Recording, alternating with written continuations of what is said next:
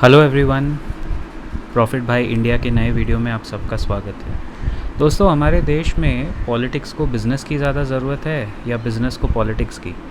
Interesting thought है। And जब भी ये मैडम अभी बजट पेश करने या कोई प्रेस कॉन्फ्रेंस में जाती होगी, इनके माइंड में यही आता होगा, आ गए सब लोग मेरे ट्रोलिंग का तमाशा देखने।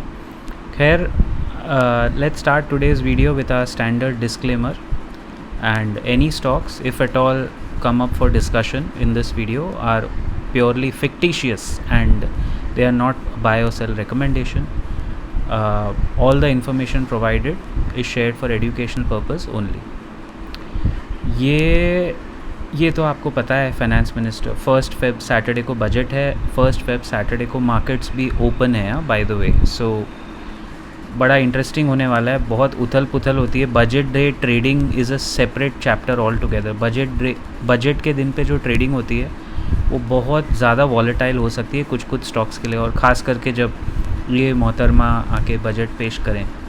सो आरएसएस के लोगों ने, मतलब इन्हीं के अपने जो अभी सरकार में हैं, आरएसएस यूनियंस ने, उनके अपने ही लोग हैं, हम सब के अपने ही लोग हैं वैसे, उन्होंने निर्मला सीतारमन के साथ एक मीटिंग की है। As you can see here, ये सेंटर पीस जो आपको दिख रहा है। एंड लुक एट द, मतलब I am so happy to say that look at their logical demands. मैं इसको खाली शॉर्ट में आपको पढ़ के बताता हूँ। देखिए, RSS is the mother party of BJP and अभी बीजेपी सरकार में है, लेकिन ज़माना ऐसा है कि आरएसएस के यूनियंस को जाके अपने ही सरकार के, अपने ही फाइनेंस मिनिस्टर को एक रिकमेंडेशन टेबल देनी पड़ रही है। और सबसे ऊपर हेडलाइन देखो क्या है।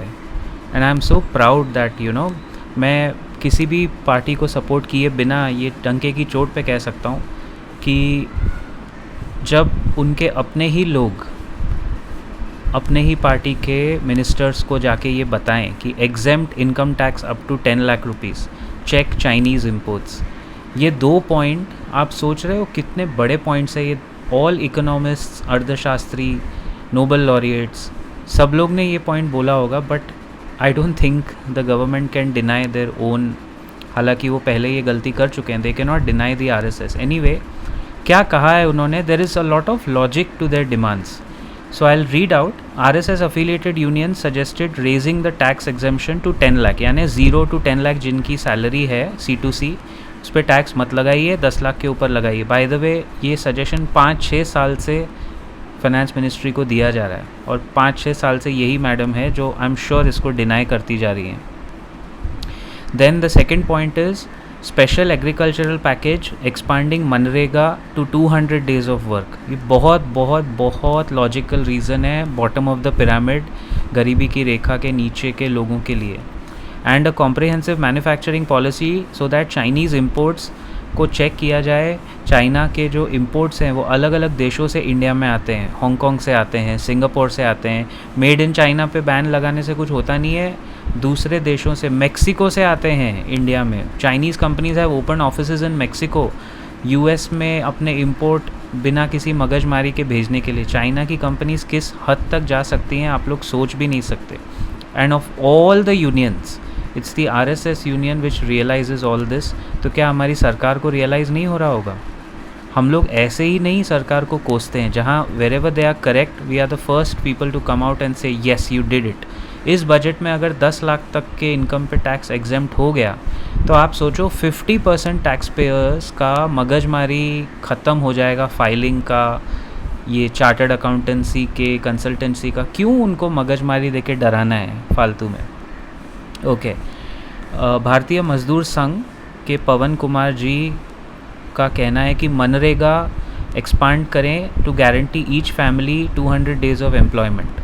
It also demanded a special package for labor intensive sectors like agriculture, plantation, BD and fisheries का जो छोटा छोटा SMEs होते हैं। The outfit requested an 8th पे कमीशन। आई थिंक ये तो अपडेट हो गया है, बट इनकम टैक्स में अभी आपको मैं इस वीडियो में पूरा डिटेल में बताऊंगा सरकार के कहाँ कहाँ क्या क्या ऑप्शंस है।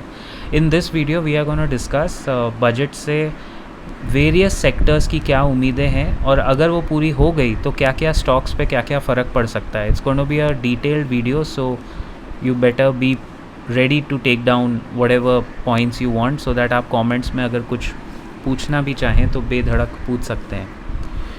अच्छा, जीएसटी जो भारतीय किसान संघ है उसने डिमांड किया GST on agricultural inputs be waived and that the PM Kisan Nidhi should be raised at regular intervals. ये तो बहुत मतलब ये तो नो ब्रेनर है, लॉजिकल चीज़ है ये।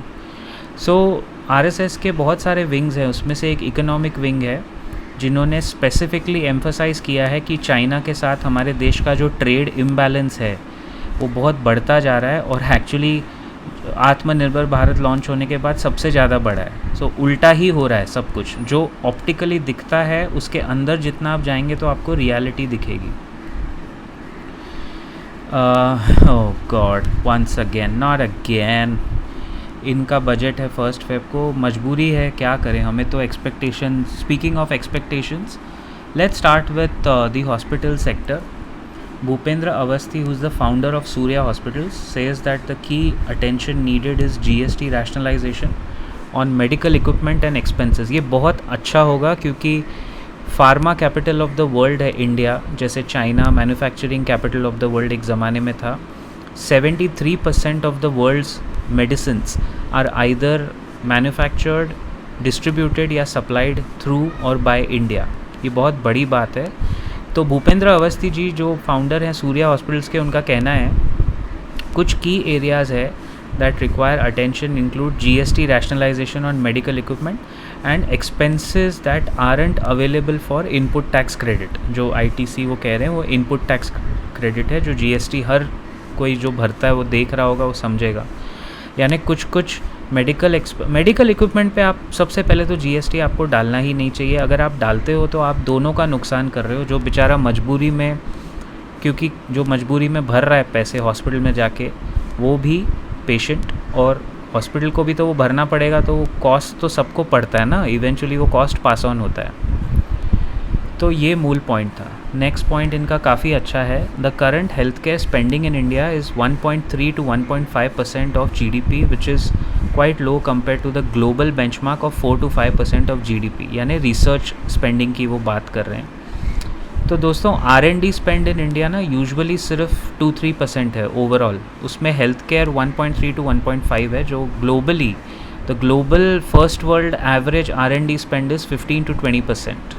ओके, तो आप समझ लो कि उसमें से global medical spend, health care spend है 4 to 5%। और health care, preventive health care बहुत बड़ा मार्केट है। प्रिवेंटिव हेल्थ केयर में बहुत स्कोप है, ग्रोथ है, टेस्टिंग, लैब्स, लेबॉरेटरीज़ वगैरह, जो प्ले आउट हो भी चुकी है काफ़ी हद तक। सो वो कह रहे हैं कि इफ़ द केपेक्स इंक्रीज़, क्योंकि सरकार के पास पैसे हैं। अगर आप ये सब वीडियो पूरा देखने के बाद आप सोचोगे सरकार कहाँ से भरेगी, सबको सेटिस्फाई कैसे करेगी, ऐसा मत सोचना। मैं लास्ट स्लाइड में, इस वीडियो की लास्ट स्लाइड ज़रूर देखना, द लास्ट 5 minutes, उसमें मैं बताऊंगा आपको कि सरकार के पास पैसे हैं और वो काफ़ी हद तक अकाउंटेड हैं, वो चाहें तो ये कर सकते हैं। रियल इस्टेट सेक्टर जिसने पिछले 3-4 साल में बम्पर ग्रोथ दी है, इनफैक्ट लास्ट 14 ईयर्स में से 10 साल तो कुछ ग्रोथ नहीं आई, 2012 से पैंडमिक तक, 2011-12 से लेके पैंडमिक तक, लेकिन पिछले 4 साल में जो बम्पर ग्रोथ हुई है, पूरा सेक्टर उसमें एक तरह से सैचुरेटेड है और ओवर प्राइस्ड हो गया है। तो Akash Khurana, who is the president and CEO of Krisumi corporation, says tax deduction on housing loans in the real estate sector needs to be increased to 5 lakh from 2 lakh। यानी उससे क्या होगा कि अगर आप हाउसिंग लोन लेते हो तो आपको काफ़ी एक तरह से इंसेंटिवाइज किया जाएगा कि आप लोन लेके घर बुक करो, उसमें रियल इस्टेट के थोड़े बहुत सेल्स बढ़ सकते हैं। एक सजेशन हमारा भी यहाँ है कि स्टैम्प ड्यूटी और रजिस्ट्रेशन को थोड़ा कम करना चाहिए बाय 1%, उससे बहुत फ़र्क पड़ता है। 1 करोड़ के घर में हमारे यहाँ तो 6+1 7% तक जाता है स्टैम्प ड्यूटी रजिस्ट्रेशन, और अगर आप घर किसी वुमन के नाम पे लेते हो तो 6%, यानी उधर 1% बचता है। तो 1% ऑन 1 करोड़ का घर, जो कि बहुत ही नॉर्मल घर है, वो 1 लाख रुपया बचता है कंज्यूमर का। वो बहुत बड़ी बात है अगर वो बचा सकें और कम करके, बट ये अच्छा सुझाव है। Real estate sector is the largest contributor to the GDP, ये बात तो फैक्ट है। It could serve as a catalyst for augmenting growth. क्या होता है, अगर आप एक सेक्टर मजबूत करते हो तो जो एंसिलरी सेक्टर्स है उससे जुड़े हुए बहुत ज़्यादा ग्रो कर सकते हैं। Tax deduction on housing loans काफ़ी स्टैगनेंट डिमांड रही है और 2 लाख पर एनम ही रहा है, और अगर वो करें 5 लाख तो एटलीस्ट जो लोग उस ब्रैकेट में अभी भी कर रहे हैं उनको फ़ायदा हो जाएगा। मतलब ये तो बहुत ही डूएबल चीज़ है, ये ऐसा कुछ तोड़-फोड़ सजेशन नहीं है कि सरकार को बहुत कुछ चेंज करना पड़ेगा। Now coming to the gaming industry guys, मैं 2 इंडस्ट्रीज़ आने वाले वीडियोज़ में कवर करूँगा, स्पेशली हमारे मेंबर्स के वीडियोज़ में आप देखोगे वो मेंबर्स ओनली सेक्शन में। एक है गेमिंग एंड दूसरा है क्रिप्टो करेंसी, कि क्रिप्टो में सरकार कितना लेट हो गई है, क्या क्या वो कर सकते थे और हम सिर्फ एक इनेबलर बन के रह गए, वी लॉस्ट द प्लॉट। इस पर एक अलग वीडियो आएगा आप सबके लिए और डिटेल्ड एनालिसिस आएंगे मेंबर्स ओनली सेक्शन में। तो for the gaming industry they are eyeing a GST cut after 1400% increase, unfair increase of GST in October 2023। So the gaming industry कह रहा है कि जो उनके ऊपर ये ड्रकोनियन GST बढ़ाया गया था, जिसके बाद पूरा सेक्टर ही साफ़ हो गया। और आप YouTube पे कोई भी वीडियो जाके देखो, आपको वो फालतू सी ऐड आएगी जो मैं अभी आपको मिमिक करके बताऊंगा, रमी वाली। मैं उसका नाम नहीं लेना चाहता, बट सारे ये जो गेम्स है, गेमिंग इंडस्ट्री के साथ जो दुष्प्रचार हुआ है वो तो नेक्स्ट लेवल है। सरकार ने पूरा इंडस्ट्री जो इंडिया को टैक्स रेवेन्यू दे सकता था, कॉर्पोरेट टैक्स, उसके ऊपर इतना GST लगाया कि वो बिज़नेस ही अनप्रॉफिटेबल है। It is not a profitable business now. पूरे इंडस्ट्री का मार्जिन होता था 16 to 18% margin, net profit margin, और GST कितना लगा है 28% फ्लैट। तो वो इंडस्ट्री सर्वाइव कैसे करेगी? वो तो डे 1 से 10% लॉस में चलेगी। क्या किया ये लोग ने? सारे गेमिंग स्टार्टअप्स, गेमिंग इनेबलर्स, जो बहुत बड़ा बिजनेस हो सकता था इंडिया में, सब जाके दुबई में, UAE में, अलग अलग देशों में जहाँ टैक्स फ्री है गेमिंग, वहाँ जाके सेटअप कर लिया और वहाँ से इंडियन कस्टमर्स को ही एक्सप्लॉइट कर रहे हैं। रमी वर्मी 6,062 रुपये जिंकले आहे तर आजच डाउनलोड करा अंगली रमी। ये ऐड आप देखते हो ना, हमारे यहाँ मराठी में आता है लोकली, बट आप दूसरे स्टेट्स में भी देखते होगे। ये रमी, वो रमी, इधर रमी, उधर रमी, ये वो, कोई भी वीडियो चलाओ ऐड आता है और वो अनस्किपेबल होता है। इतना बुरा लगता है दोस्तों। बट फ़ायदा क्या हुआ? ना तो आप इंडिया में गेमिंग को बैन करा पाए, ना गेमिंग को बंद करा पाए, उल्टा गेमिंग के कस्टमर्स बढ़ा दिए, सट्टेबाज आपने बढ़ा दिए। 25 से 30 करोड़ लोगों के अकाउंट्स हैं ये फालतू गेमिंग ऐप्स के ऊपर। अब वो तो आपने बंद किया नहीं, लेकिन फ़ायदा किसको दिया? कंपनीज़ को, क्योंकि कंपनीज़ अभी बाहर जाके 30% टैक्स बचा के वो ज़्यादा प्रॉफिट कमा रही है। वो पैसा जो आप टैक्स अगर लिबरलाइज करते, नॉर्मल रखते 12%, तो वो इंडिया में आ सकता था। That tax could have come to your stupid government kitty. आप समझ रहे हैं ना दोस्तों? अब वो कह रहे हैं कि बेचारे, वो तो मतलब बेचारे यानी यार देखो, स्टार्टअप्स का एक इकोसिस्टम होता है। ये सेम चीज़ जो मैंने आपको गेमिंग की बताई, ये सेम चीज़ हुई है क्रिप्टो करेंसी के साथ। और क्रिप्टो अभी आप डिनाई नहीं कर सकते बॉस। US में प्रेसिडेंट ने बोला है कि they are having a separate crypto department. You cannot deny the growth of crypto. आपने बहुत छुपा लिया उसको, बट अभी आपको इंडिया में उसको इनेबल करना ही पड़ेगा। डिजिटल एसेट्स के नाम पे 30% टैक्स लेती है सरकार क्रिप्टो पे, और उसको अभी तक प्रॉपरली रेगुलराइज नहीं किया है, लीगलाइज नहीं किया है। आज भी पूरा cash based trade Delhi Gurgaon से क्रिप्टो में होता है। सब जानते हैं कैसे पूरा अननेसेसरी जो ये डर्टी मनी है वो क्रिप्टो में जा रहा है। उससे अच्छा अगर हम उसको फ्रेमवर्क में लेके आएँ और रेगुलराइज करें तो वो पैसा कन्वर्ट होके प्रॉपर टैक्सेशन लिबरलाइज स्कीम में इनको ही मिलने वाला है। They will only get it again. तो उस तरह से अगर बेसिकली कैसा है कि if the thought is progressive तब जाके कुछ काम होता है। सोच ही अगर रिग्रेसिव है तो नहीं होगा। Anyway, mister Singh noted that $300 billion online global online gaming industry has the potential to contribute significantly for several decades. I totally agree to this point. आप बिलीव नहीं करोगे, ये $1 trillion का इंडस्ट्री हो सकता है सिर्फ हमारे देश में। भाई अगर लोग गेम खेल रहे हैं तो उनको इंसेंटिवाइज करो ना भाई। खेल तो वैसे भी रहे हैं, गेमर्स तो कम हुए नहीं, राइट? अच्छा, ये पॉइंट देखिए। 83% of Indian players spends on online games to migrate from Indian platforms to no tax offshore Chinese platforms. क्या फ़ायदा हुआ? सारे के सारे देश चाइना के उसमें ही जाके अपना पैसा तो भर ही रहे हैं, लूज़ कर रहे हैं उल्टा. Over the past 15 months, it has been impossible to block offshore platforms due to domain farming or get them to register and pay taxes in India. There is an urgent need to address the elephant in the room, which is abnormally high taxes. Keep it 10%, keep it 12%, Finance Minister, and then go ahead and what do you want to do. But नहीं, अमृत काल में जब तक इनको समझ में नहीं आएगा. मैं ऐसे घराने से आती हूँ जी जहाँ गेमिंग और क्रिप्टो नहीं खेलता है, उसके घराने में नहीं खेलता है, तो आप लोग कैसे खेल सकते हो? यही है सच्चाई. This is the truth. सबसे बुरी बात पता है क्या है दोस्तों, कि इस लेडी को ज़बरदस्ती सारे मार्केट पार्टिसिपेंट्स को सुनना पड़ेगा.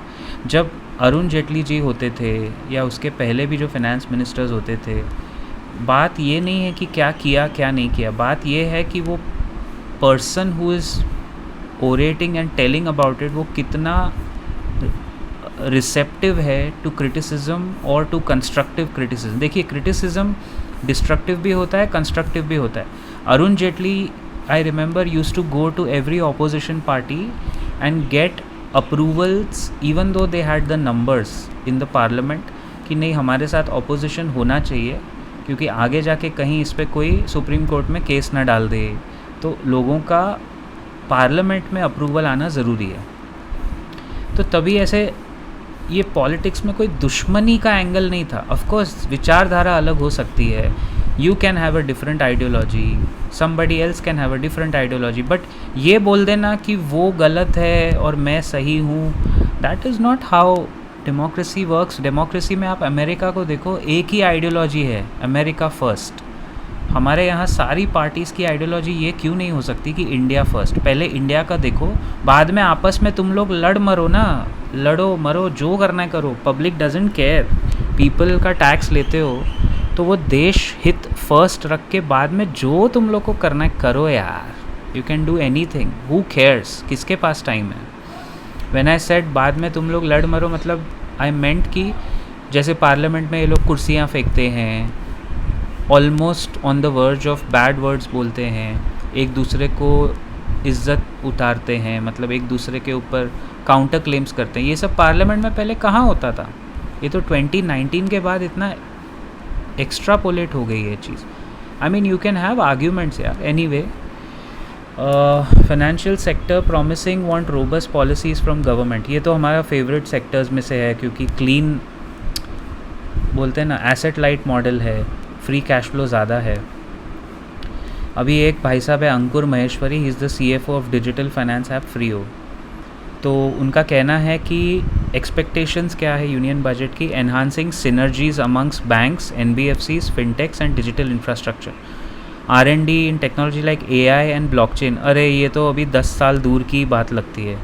ये लोग चाहते ना, हम एज अ देश चाहता तो कोविड के बाद ये सब चीज़ों में पायनियरिंग लीड ले सकते थे. We could have had a ChatGPT from India. सारे इंजीनियर इंडियंस ही हैं, उधर जाके सब इंडियंस ने ही बनाया है. बट उस तरह का किसी ने प्रोत्साहन कहाँ दिया कोविड के बाद? We in fact started blocking digital, blockchain, AI. हम तो दूर भाग रहे थे उनसे. Anyway, manufacturing and SMEs. The manufacturing and packing SMEs hold high expectations again. Everybody holds high expectations. Indian green packaging market, ये बहुत बड़ा मार्केट बन सकता है, अभी छोटा है. Is projected to grow at a CAGR of 6.5%, which is not much. Mister Deepak Shah, CEO and MD of Jaywood Industry, believes that Indian SMEs are well positioned to enhance government initiatives such as Atmanirbhar Bharat and SMEs को बढ़ाएं. Sustainability measures such as extended producer responsibility and initiatives to reduce plastic waste. ये बहुत बड़ा पंगा है guys. Look at the pollution in any state of India. Indore cleanest city है. हमारे यहाँ महाराष्ट्र में नवी मुंबई है जो हमेशा फ़ाइट करता है क्लीनेस्ट सिटी का टारगेट लेने के लिए. तो ये बहुत बड़ी बातें हैं. Broadly speaking, pollution is a big killer in the country right now. Tourism. As you know, this is one of my high priority and favorite sectors for growth. Ashwini Gandhi, the CEO of Nirmaya Life, hopes that investments in wellness infrastructure, green initiatives, and job creation are the key. Reduction in GST from 18% to 12% for hotels with a room rate above 7,500.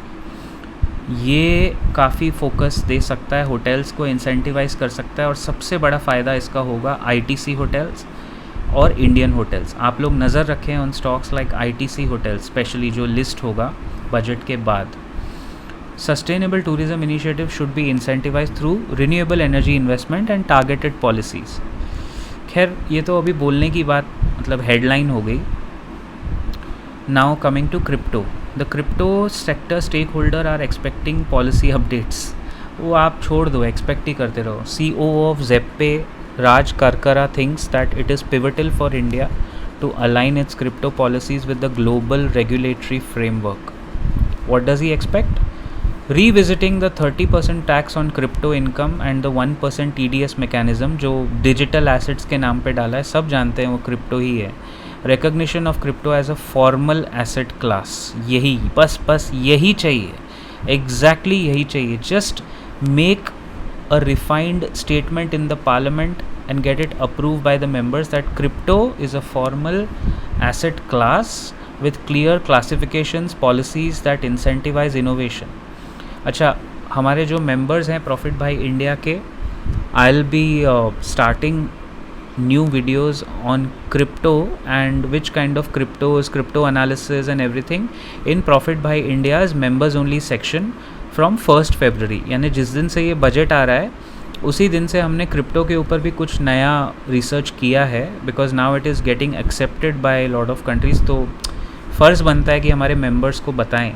तो members आपको वहाँ भी benefit मिलेगा. तो आप लोग अगर ये वीडियो देख रहे हो तो वो ज़रूर एक बार चेकआउट करना. Videos on crypto, the future, which like there are 5 lakh crypto currencies, but कौन सी क्रिप्टो करेंसी अच्छा कर सकती है आने वाले 10 साल में. The focus is 10 years. How to make a 100 bagger in 10 years from crypto. There are cryptos that we have identified. लेकिन चक्कर ये है ना, इंडिया में जब तक वो ऑफिशियली रेगुलराइज नहीं होता या एसेट क्लास की तरह लीगल नहीं होता, तब तक हम बता के भी क्या ही करेंगे. इसलिए मैंने अब तक थोड़ा वेट किया, बट अभी 1 Feb से I will put out that content as well. उम्मीद है नए मेंबर्स जो जुड़े हैं और जो आगे भी जुड़ेंगे आप लोग को अच्छा लगेगा. मेक माई ट्रिप के एक CEO जो हैं लेटेस्ट, राजेश, वो कह रहे हैं travel and tourism industry provides, ये अनऑर्गेनाइज सेक्टर का 9% जॉब्स इंडिया में देता है. काफ़ी हद तक अनऑर्गेनाइज्ड है. Around 40 million with the number expected to exceed to 62 million over the next decade. He believes that the sector is indispensable. This is a beautiful word. This is actually what I feel कि India की economic growth story अगर अगले 10 साल में कोई करेगा तो वो यही सेक्टर है. Pointing out that domestic tourism is growing at a double digit rate, लेकिन उस पर किसी का ध्यान नहीं है. दस उसका एक्सपेक्टेशन है granting industry status to the hospitality sector, allowing GST credit for hotel construction and rationalizing GST rates for this hotel, tourism, travel में एक GST रेट कर दो 5% या 10%, ख़त्म. ये 12, 18, 28, 7,500 के नीचे रूम लिया तो 12%, 7,500 के ऊपर का रूम बुक किया तो 18%. ये क्या है? ये कोई चंदा दे रहे हो क्या आप यहाँ वहाँ? ऐसे क्या है ये? Allocation of resources for an international campaign under the incredible India initiative. ये बहुत बढ़िया पॉइंट है. इनक्रेडिबल इंडिया कैंपेन याद है दोस्तों? कितना सही चला था वो, लेकिन क्या हुआ उसका? अतिथि देवो भव, इनक्रेडिबल इंडिया. इन लोगों से सिर्फ बातें करा लो और मेले ऑर्गेनाइज करा लो और बड़ा बड़ा बात करा लो, G20 मीटिंग करा लो, लेकिन ऑन ग्राउंड रियलिटी चेक कौन देगा? बजट ही देगा ना आपको. GST issues faced by the OTAs, online travel agents, due to differing costs across the states and disparity in the GST charge for customers booking AC bus online versus direct. ये भी अलग है. अगर आप AC बस कभी online book करेंगे तो अलग GST है, डायरेक्ट वेबसाइट पे जाके या डायरेक्ट एजेंट के थ्रू बुक करेंगे फिज़िकली तो उसका अलग GST है. अब देखिए गाइस, ये लास्ट स्लाइड है. सरकार के पास पैसा है दोस्त. ऑलमोस्ट 50 लाख करोड़ का बजट होगा, 50 लाख करोड़। ये 45-50 के बीच में आएगा। वो सेम फिगर घुमा फिरा के उनका डेट भी उतना ही रहता है, क्योंकि वो फिस्कल डेफिसिट मैनेज करने में लगे हैं। 4.5% के आसपास है हमारा फिस्कल डेफिसिट, अमेरिका का 6 to 7% है। तो सरकार के पास स्कोप है कि ये जो बोरोइंग एंड अदर लाइबिलिटीज़ आप देख रहे हो, 27% of the governments income comes from borrowings, जो वो लोन लेती है सरकार, वो भी डॉलर्स में ही लेना पड़ता है। मतलब रुपी वहाँ पिटता ही है ना इनडायरेक्टली। उसके बाद देखिए सबसे बड़ा कंट्रीब्यूटर कौन है? हम लोग हैं, आप लोग और हम लोग। 19% comes from income tax, can you believe it? And 17% comes from the corporate tax. Corporates का टैक्स तो घटा दिया, उनको खुश कर दिया, और हम लोगों मिडिल क्लास क्यों इतना परेशान होता है? क्योंकि सरकार का 19% इनकम आता है इनकम टैक्स से। Then there are others. अच्छा, अगर मैं इसमें GST और अदर टैक्सेस जोड़ दूँ तो वो 18% और हो गया। So if I add income tax, GST and other taxes, it is 37% of the total income, यानी government receipts. And that is the big issue here, क्योंकि अगर उनको कुछ भी इंसेंटिवाइज करना है या कुछ अलग एलोकेशन देना है तो वो ये 37% से ही देना होगा। और I mean 37% is a lot for the government from one taxation segment, direct plus indirect मिला के it's quite a lot actually।